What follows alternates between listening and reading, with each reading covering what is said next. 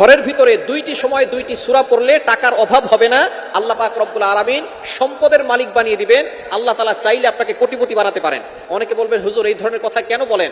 নবীজি সাল্লাল্লাহু আলাইহি ওয়াসাল্লাম নিজে জানিয়ে দিয়েছেন এমন কিছু আমল আছে যে আমলের মাধ্যমে আল্লাহ পাক রব্বুল আলামিন আপনাকে সম্পদ দিবেন, আল্লাহ পাক রব্বুল আলামিন আপনার ঘরের ভিতরে বরকত দান করে দিবেন। মনে রাখবেন আল্লাহ তাআলা হযরত ওসমান রাদিয়াল্লাহু তাআলা আনহুকে ধনী বানিয়েছেন, সুতরাং সেই আল্লাহ কিন্তু আমাদেরকেও চাইলে ধনী বানাতে পারেন কি পারেন না?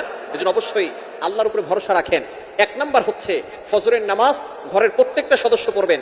5 ওয়াক্ত নামাজ তো অবশ্যই পড়বেন, ফজরের নামাজ সকলে পড়বেন, কারণ ফজরের সময় আল্লাহ পাক রব্বুল আলামিন বরকত দিয়ে থাকেন। নবীজি সাল্লাল্লাহু আলাইহি ওয়াসাল্লাম এই ফজরের সময় আল্লাহর কাছে দোয়া করেছেন যাতে করে ফজরের সময়টা বরকতময় হয়। নবীজি সাল্লাল্লাহু আলাইহি ওয়াসাল্লাম বলেছেন সহিহ বুখারীর হাদিস, আল্লাহুম্মা বারিক লি উম্মতি ফি বুকুরিহা, আয় আল্লাহ আমার উম্মতের সকালটা তুমি বরকতময় করে দাও। আল্লাহ পাক রব্বুল আলামিন এই দোয়া কবুল করেছেন। সুতরাং যারা ফজরের নামাজ পড়ে এবং ফজরের নামাজের পরে সূরা ইয়াসিনের তেলাওয়াত করে, আল্লাহ পাক রব্বুল আলামিন ওই ঘরের ভিতরে কোনো অভাব রাখে না, ওই ঘরকে সকল বিপদ আপদ থেকে হেফাজত করেন, দুশমনের দুশমনি থেকে হেফাজত করেন, হিংসুকের হিংসুক চোখ থেকে হেফাজত করেন এবং বালা মুসিবত থেকে আল্লাহ তাআলা সকল দুর্ঘটনা অ্যাক্সিডেন্ট থেকে ওই ঘরের প্রত্যেকটা সদস্যকে হেফাজত করেন। নবীজি সাল্লাল্লাহু আলাইহি ওয়াসাল্লাম জানিয়ে দিয়েছেন সূরা ইয়াসিনের তেলাওয়াত যে ঘরে করা হবে ওই ঘরের ভিতরে আল্লাহ পাক রব্বুল আলামিন বৃষ্টির মতো বরকত নাজিল করবেন, রহমত নাজিল করে দিবেন। ওই ঘরের ভিতরে কখনো অভাব থাকবে না যদি আপনি ফজরের নামাজের পরে সূরা ইয়াসিনের তেলাওয়াত করতে পারেন। এজন্য এক নাম্বার হচ্ছে ফজরের নামাজ প্রত্যেকটা ঘরের সদস্য পড়বে, আর দ্বিতীয় নাম্বার হচ্ছে অবশ্যই ফজরের নামাজের পরে সূরা ইয়াসিনের তেলাওয়াত করবেন। অনেকেই বলে হুজুর আমার দোকানে কোনো বরকত নাই, দোকানে শুধু লস। আপনার দোকানে ফজরের নামাজ পড়ে দোকান খুলবেন। আমরা এখন আমাদের সমাজের ভিতরে যেই ট্রেন্ডিং চলে গেছে যে 10টার সময় দোকান খুলে, শোরুমগুলো সব 10টার দিকে খুলে, ইহুদি খ্রিস্টানদের কৃষ্টি কালচার। নবী সাল্লাল্লাহু আলাইহি ওয়াসাল্লাম ফজরের সময়ের জন্য দোয়া করেছেন, আপনি আপনার দোকান ফজর নামাজ পরে খুলবেন এবং সেখানে আপনি সূরা ইয়াসিনের তেলাওয়াত করবেন, দেখবেন আল্লাহ তাআলা আপনার ওই দোকানের ভিতরে এত বরকত দিবেন যে আপনি কল্পনাও করতে পারবেন না।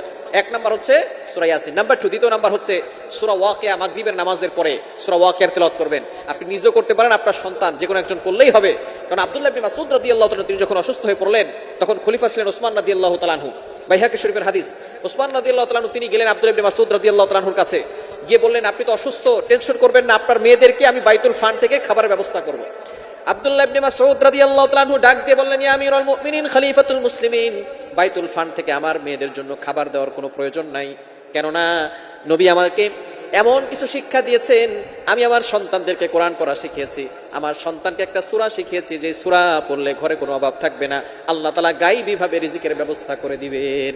আব্দুল্লাহ ইবনে মাসউদ রাদিয়াল্লাহু তাআলা বললেন, নবী সাল্লাল্লাহু আলাইহি ওয়াসাল্লাম বলেছেন যে ঘরে সূরা ওয়াকিয়া পড়া হয় সেই ঘরে কখনো বরকত কমে না, আল্লাহ পাক রব্বুল আলামিন গায়বী ভাবে রিজিকের ব্যবস্থা করেন, আল্লাহ পাক রব্বুল আলামিন সম্পদের অভাব সেই ঘরে রাখেন না। আমি আমার মেয়েদেরকে সূরা ওয়াকিয়া পড়া শিখিয়েছি, তারা প্রতি রাতে সূরা ওয়াকিয়া পড়ে, আল্লাহ তাআলা তাদেরকে গায়বী ভাবে রিজিকের ব্যবস্থা করবেন, বাইতুল ফান্ড থেকে আমার মেয়েদের জন্য খাবার দেওয়ার কোনো দরকার নেই।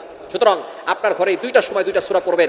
এক নাম্বার হচ্ছে ফজরের পরে সূরা ইয়াসিন, দ্বিতীয় নাম্বার হচ্ছে মাগরিবের পরে সূরা ওয়াকিয়া। ইনশাআল্লাহ আল্লাহ তাআলা ঘরের ভিতরে বরকত দিবেন, সম্পদের কোনো অভাব ওই ঘরের ভিতরে থাকবে না।